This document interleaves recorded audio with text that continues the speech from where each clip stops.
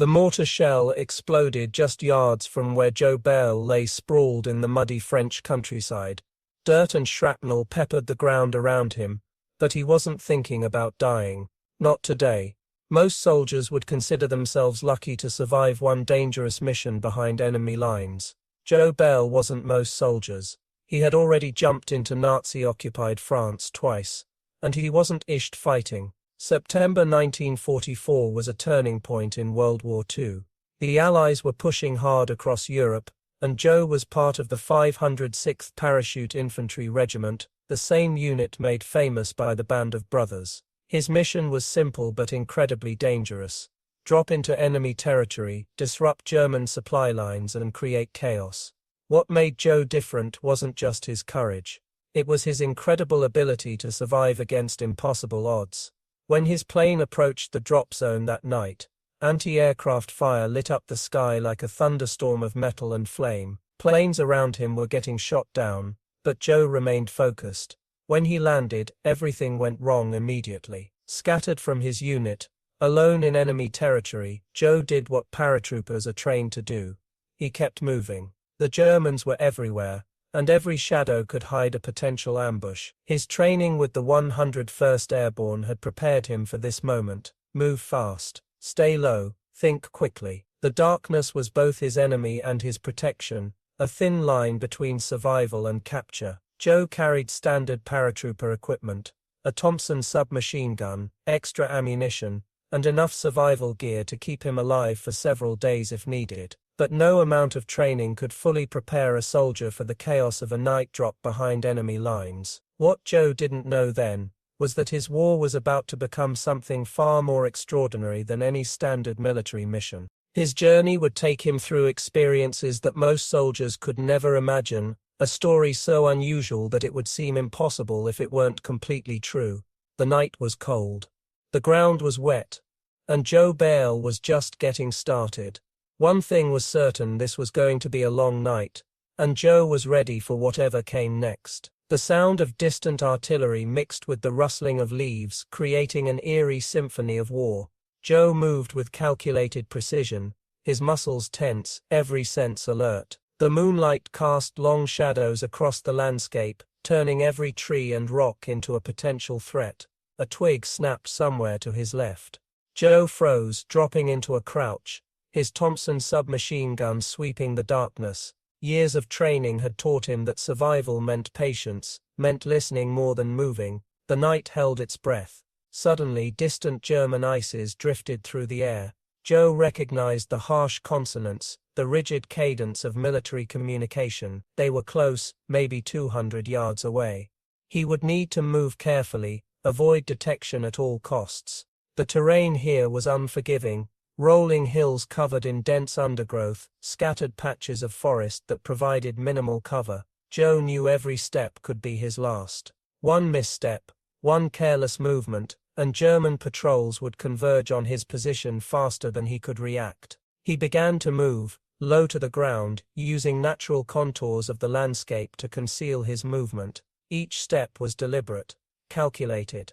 The mud sucked at his boots, threatening to slow him down. But Joe had learned long ago how to move silently, even in challenging terrain. His mission wasn't just about survival. Intelligence reports suggested a critical German ammunition depot was located somewhere in this sector. Disrupting that supply line could save hundreds of Allied lives. Joe wasn't just fighting for himself.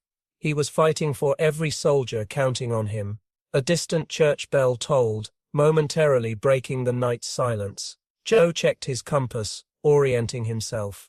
The depot would likely be near the small village of Saint-Remy, nestled in a valley about 3 kilometers from his current position. Getting there would mean navigating through multiple German checkpoints and patrol routes. His jaws traced the edge of a worn photograph in his breast pocket, a picture of his girlfriend back home. Margaret. She didn't know how close to death he came on missions like these. No one back home could truly understand the razor's-edge soldiers like him walked every single night. The temperature dropped, bringing a sharp chill that cut through his fatigues. Joe pulled his jacket tighter, knowing that exposure could be just as deadly as enemy fire. Hypothermia had claimed more soldiers in this war than many people realized. A sudden movement in the tree line caught his eye. Something was moving, too deliberate to be an animal, too controlled to be random. Joe dropped into a prone position, watching carefully. His training kicked in, transforming him from a young man into a pure survival mechanism. Two German soldiers emerged from the shadows, their rifle straps crossed over heavy winter coats. They were talking quietly, seemingly unaware of the American paratrooper watching their every move just yards away. Joe controlled his breathing, knowing that even the slightest sound could compromise his position. The soldiers passed within 30 feet of his location. He could see the steam of their breath in the cold night air, could hear the crunch of their boots on the frost-covered ground. One carried a map, gesturing to something in the distance, a patrol route perhaps, or a marker for their own strategic movements. Joe waited. Patience was a weapon more powerful than any firearm. And in this moment, patience meant survival. Little did he know that this night would become just one chapter in a war story so extraordinary, it would challenge everything anyone understood about military service, survival, and the incredible resilience of the human spirit. The darkness continued to pulse with potential danger, and Joe Beyrle remained absolutely still. The German soldiers passed, their footsteps fading into the darkness. Joe waited another 10 minutes, counting his heartbeats, ensuring absolute silence before moving again. His gaze traced the edge of the demolition charges secured tightly in his pack. Each one was a precisely engineered weapon designed to cripple the ammunition depot's infrastructure. As he approached Saint-Remy, the village's shadowy outline emerged against the moonlight. Broken church spires and gutted buildings told a story of repeated bombardment. This landscape wasn't just a battlefield, it was a graveyard of interrupted lives. Two more German checkpoint positions required careful navigation. Joe moved like a phantom, understanding that survival wasn't about heroic confrontations but calculated invisibility. Every movement was a chess move, every shadow a potential ally. The ammunition depot ally came into view, a series of reinforced concrete structures surrounded by barbed wire and strategically placed machine gun nests. Joe's reconnaissance work had been meticulous. He knew exactly where the weak points were. Using wire cutters he'd carried since training in England, he carefully created a silent entry point. Each snip was controlled, deliberate. No unnecessary noise, no unnecessary risk. The charges were placed with surgical precision. Timers set, escape routes mentally mapped. But something unexpected happened.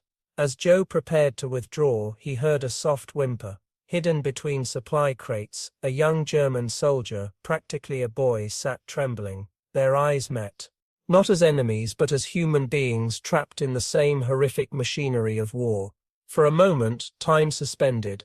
The boy was no older than 17, conscripted, terrified. Just like millions of young men on all sides of this global conflict, Joe made a split-second decision that would haunt him for decades.